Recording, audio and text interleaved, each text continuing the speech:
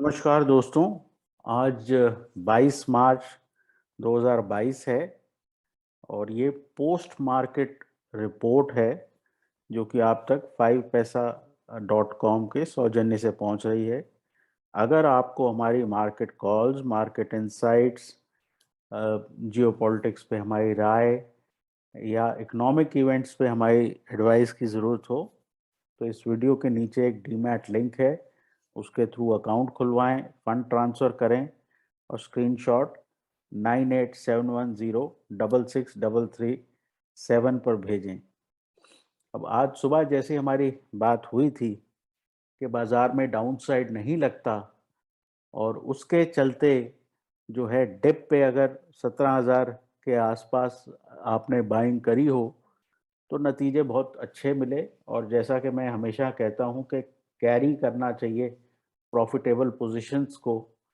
अगर आपने कैरी किया है तो S&P 500 इस वक्त कुछ 45 पॉइंट ऊपर है और आज की खास बात S&P में ये है कि ये अब अपने 200 DMA के ऊपर ट्रेड कर रहा है। तो इसका मतलब ये है कि काफ़ी हद तक एक डाउनसाइड जो है यहाँ कंप्लीट हो गई है और ये अपस्विंग में अब जो है यहाँ 4600 तक जाने की उम्मीद यहाँ खुल जाती है, जो कि ऑलमोस्ट 2% और यहाँ से हम देखते हैं एज अ अगला टारगेट।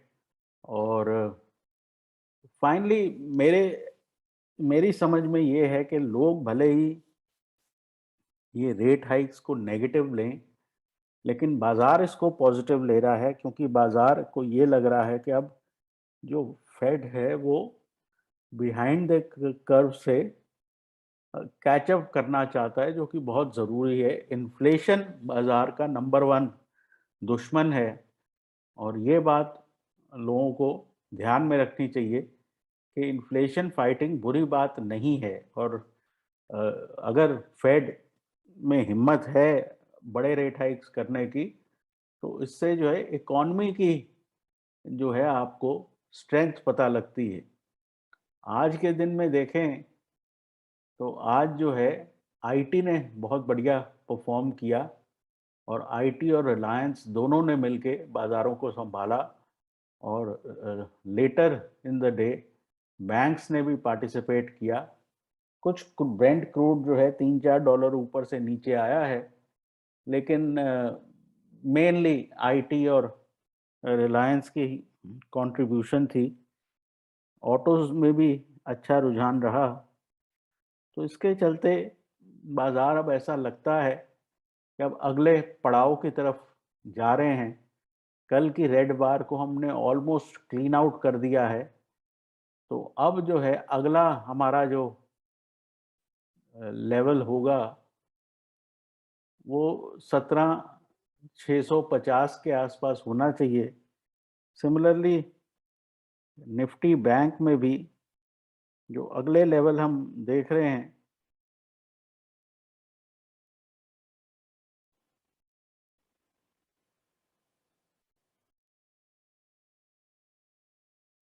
वो 37,700 से 38,000 तक के होने चाहिए। यहाँ भी हम ऑलमोस्ट 200 डीएमए के दरवाजे पे खड़े हैं, जो कि 36,600 है। इसके ऊपर निकलते ही मेरे हिसाब से काफ़ी तेज़ रैलीज बैंकों में भी आएंगी, क्योंकि बैंकों में अभी भी कुछ कैचअप बाकी है। ठीक है, वहाँ इन्फ्लेशन के इश्यूज हैं, लेकिन 200 डीएमए के पार जाने पे मेरे हिसाब से कुछ फ्रेश बाइंग बैंक्स में और शॉर्ट कवरिंग आनी चाहिए। तो मोटे तौर पे जो है बाजार में अप ट्रेंड कंटिन्यूड है, अप स्विंग कहना चाहिए। और ये अप स्विंग ऐसे पॉइंट तक चलेगी जब सब लॉन्ग नहीं हो जाते। वो पॉइंट मेरे हिसाब से 17,600 17,800 तक आता है। अब भी लोग जो है दिन रात जेलेंस्की क्या करेगा, फलाना क्या करेगा, ये सब ढूंढने में लगे हुए हैं, जबकि बाजार इस तरह की बातों से आगे बढ़ रहा है। वो इन्फ्लेशन के बारे में ज़्यादा वरिड है वो एक ओवरऑल इकॉनमी की चिंता ज़्यादा कर रहा है कि उसमें क्या इम्पैक्ट आएगा। एट द मोमेंट अपस्विंग है, और अपस्विंग में बहुत से लोग इसको पुट लेने की कोशिश कर रहे हैं, वो अवॉइड करना चाहिए। मैं रोज़ अपने वीडियोस में ये बात करता हूँ। तो कोशिश ये करें कि बाज़ार के ट्रेंड के साथ, अपस्विंग के साथ रहें और उसको राइड करने की कोशिश करें जिस जिस हद तक पॉसिबल हो। करेक्शंस आती भी हैं तो वो जो है एक लोअर टर्नओवर पे आ रही हैं, और अपसाइड जो है उसमें जो है अक्सर टर्नओवर हायर होता है। तो ये एक बड़ा इम्पोर्टेंट फ़र्क है कि किसी भी डाउनसाइड बार का फॉलो थ्रू इस अपस्विंग में नहीं आया है। तो फिलहाल के लिए इतना ही। Take care. ये प्रेजेंटेशन आप तक 5paisa.com के सौजन्य से पहुंची है। कल सुबह फिर मिलते हैं, फिर एक नई दिशा जो है, बाज़ार नई जानकारियां आपको देगा, और दोबारा से एक व्यू बनाना पड़ेगा, क्योंकि आजकल हर 6-8 घंटे में इतनी नई जानकारी आती है कि आपको देखना पड़ता है कि पुराना व्यू वैलिड है अभी तक या नहीं। लेकिन मोटी बात ये है कि ये 10 और 20 ईएमएस जो हैं, इसके साथ साथ अगर आप चलते हैं तो आपको कोई परेशानी नहीं आती।